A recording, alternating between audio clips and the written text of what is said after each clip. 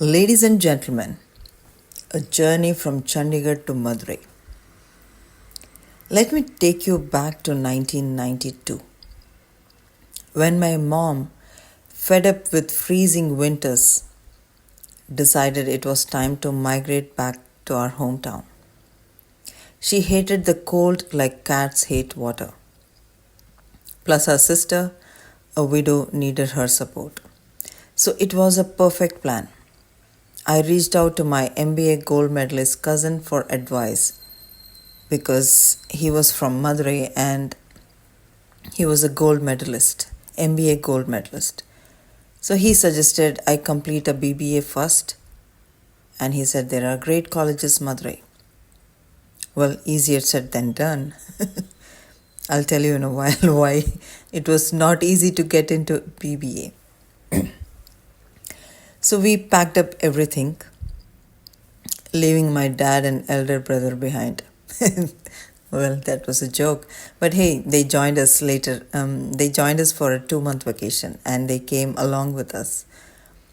My dad, always a meticulous planner, booked first class AC tickets on the GT Express. And let me tell you, the train ride was delightful. 2 days of luxury travel.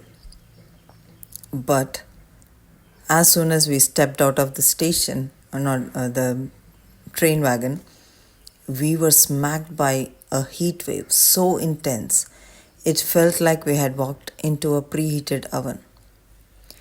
If you have never experienced this bizarre transition from extreme cold to extreme heat, you should try it. Your body will thank you.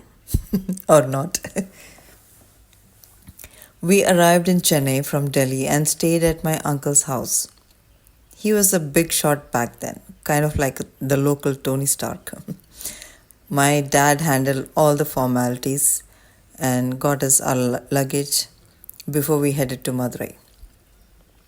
Now, my mom, bless her heart, asked her sweet sister to find a house for us, and somehow she managed to pick a place with everything we didn't want.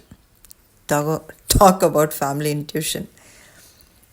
By then, it was not by then, it was August when we landed in Madurai, and admissions in Madurai were long over by February. Think about planning, right? As a CBSE student, I faced another challenge.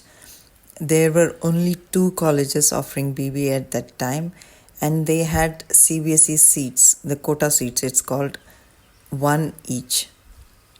Each college had one CBSE seat. And of course, it was already filled, right? One in Saurashtra College and another MTNC, that is Madurai Thirumalai Nayakar Kalluri. So Saurashtra College allowed only saris.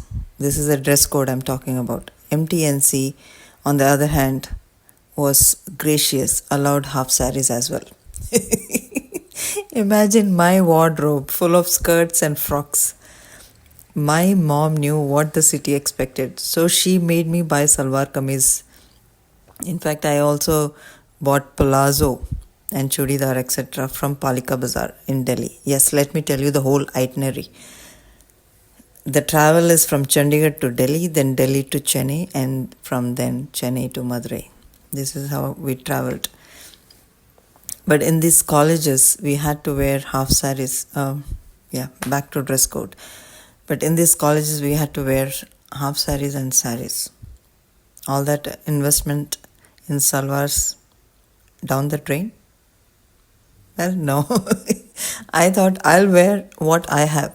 If they don't allow it, it's their problem, not mine.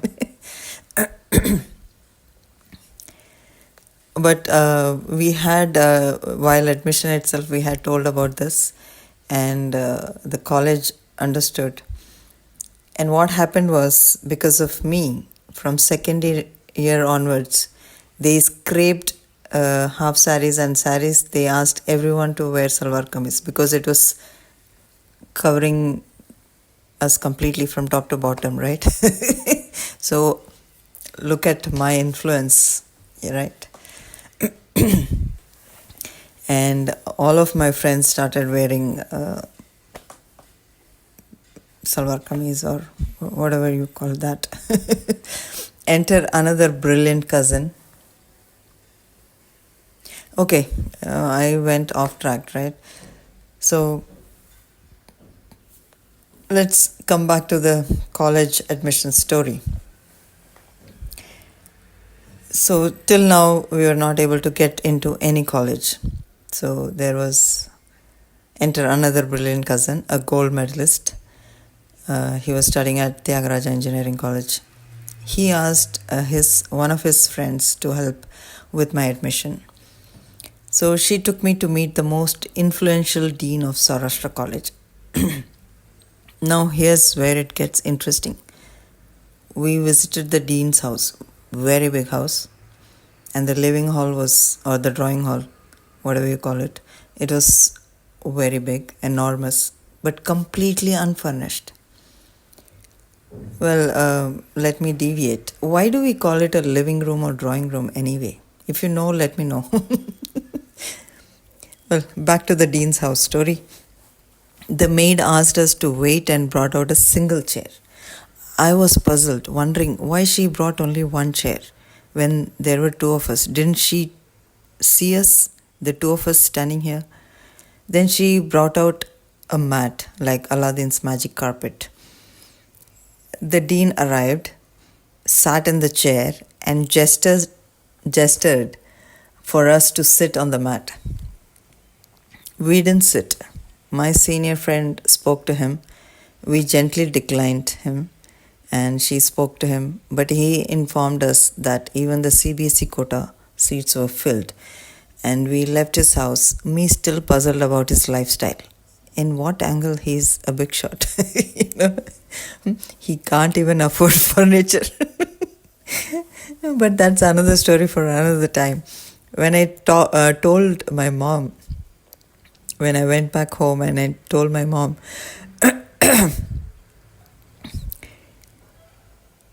about this visit, she laughed and said, "That's how it is here. Women can't sit in front of men on chairs." We laughed until our stomachs hurt.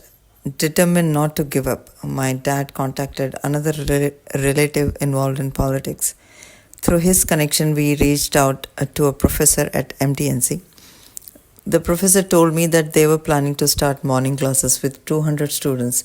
He suggested I join BCom first for the first year, and then he would transfer me to BBA. We paid the professor a considerable sum, trusting his promise, and so my college journey began. But as the first year ended, there was no sign of a BBA seat. Each year I would meet with the professor asking for the transfer or our money back. He was always had some excuse or delay. But by my final year, persistence paid off. The professor, unable to deliver on his promise, finally returned our money. Well, this is how I ended up doing BCom and not BBA. And now you know how difficult it was in 1992 to do a BBA. Can you believe that? So despite the rocky start and the professor's unfulfilled promise, my college years in Madurai were filled with laughter, learning, and unforgettable memories. We had passionate professors, really passionate. I really loved attending their classes. I made wonderful friends and witnessed plenty of drama during those 3 years. In the end, it wasn't just about the degree.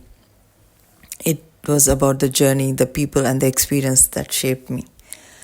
Well, moving from the planned city of Chandigarh to the searing heat of Madurai, a city that might be a bit dirty but is rich with temples and mystique, was more than a physical journey. It was a transformation that taught me resilience, adaptability, and the value of humor in the face of challenges. And for that, I'm eternally grateful. But let me tell you, we couldn't stay there for more than 3 years. And we made sure my dad got a choice posting to Chennai, and we moved back to Chennai. Not moved back, we moved to Chennai. And that's how now Chennai is our hometown now. Well, thank you, ladies and gentlemen. And remember, life's heat waves make for the best stories.